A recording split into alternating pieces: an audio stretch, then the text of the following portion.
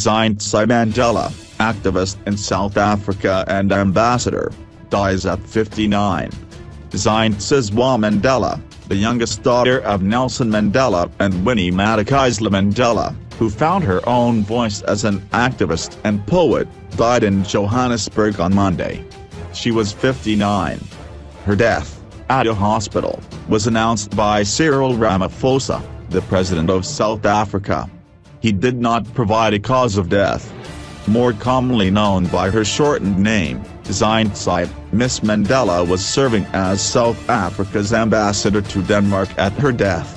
She was home in Johannesburg awaiting her next posting to Liberia, the president said. Her death came just days ahead of Nelson Mandela Day, on July 18, an annual celebration held on his birthday. He died in 2013. Her funeral will most likely be limited to 50 people, in line with South Africa's coronavirus lockdown, officials said. Born on December 23, 1960, in the Soweto township of Johannesburg, Miss Mandela was 18 months old when her father was arrested and convicted of sabotage and treason. She was 3 when he was sentenced to life imprisonment on Robben Island, off South Africa's west coast. At age 12 she wrote to the United Nations, urging it to intervene to protect her mother, herself an anti-apartheid activist, from the South African authorities. "I am writing this letter to you because if my mother wrote, you might not have received it, as most of her letters to her friends don't reach them," Miss Mandela wrote in 1973. The family and Mummy's friends fear that an atmosphere is being built for something terrible to happen to Mummy. When, in 1977, the apartheid government banished Miss Madikizela-Mandela to Brandfort, a town more than 400 kilometers from Johannesburg, Miss Mandela was sent with her. She later attended a boarding school in neighboring Swaziland and received a bachelor's degree in law from the University of Cape Town. Soon after graduating, she became her father's emissary.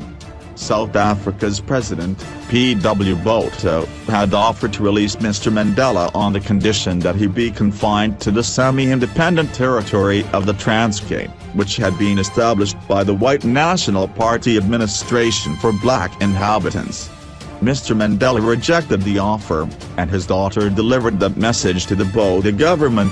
In February 1985, as the armed struggle against apartheid intensified and South Africa's townships began resembling war zones, Miss Mandela addressed hundreds of people in Soweto on behalf of her imprisoned father and her banished mother. The prison authorities attempted to stop the statement being made, but he would have none of this and made it clear that he would make this statement to you, the people, Miss Mandela told the crowd.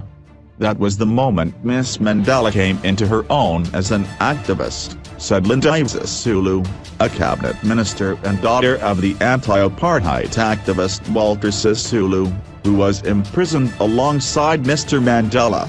In her own right, she was a fighter and, if she could, she would have been out in military training, but she had a mother to look after, Miss Sisulu told the South African Broadcasting Corporation hours after Ms. Mandela's death was announced. A member of the Free Mandela campaign, Miss Mandela was recruited as an underground operative of Umkhonto, the armed wing of the African National Congress, the foremost anti-apartheid movement, according to her official biography. Miss Mandela's perspective of life under apartheid was captured in her anthology of poetry Black as I Am, published in 1978. In one poem, A Tree Was Chopped Down, she recalls a family torn apart, writing, "And the fruit was scattered. I cried, because I had lost a family, the trunk, my father, the branches, his support." Miss Mandela's own life was marked by tragedy. In 1990 she buried her partner, the father of one of her children, on the same day that the apartheid state announced Mr. Mandela's release from prison. In 2010, her 13-year-old granddaughter was killed in a car accident after attending a concert for the FIFA World Cup. She did not have a good life, Miss Sisulu said, referring to Zindzi Mandela as a little sister. For me, she is a tragic figure. In recent years, even as a diplomat, Miss Mandela could be a vocal critic of South African policy. Dear apartheid apologists, your time is over, she wrote on Twitter in June 2019 amid a national debate over land reform in South Africa, where white farmers continued to control most of the land even after the end of apartheid. You will not rule again. We do not fear you. Finally, the land is ours. The Afrikaner lobby group, AfriForum, filed a complaint with the Human Rights Commission accusing her of racism.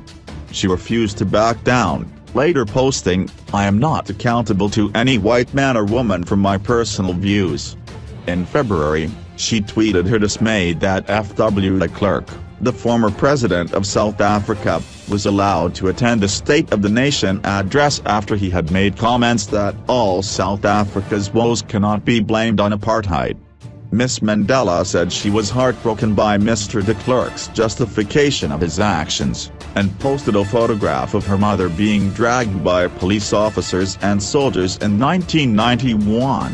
Miss Mandela was married twice, first to a businessman, Zwelibanzi Longwane, in 1992, and in 2013 to Molapho Motlohawa, a veteran of the armed wing of the African National Congress.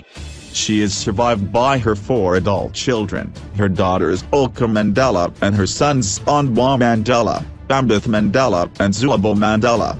Her elder sister, Zanani Dlamini, serves as South Africa's ambassador to South Korea.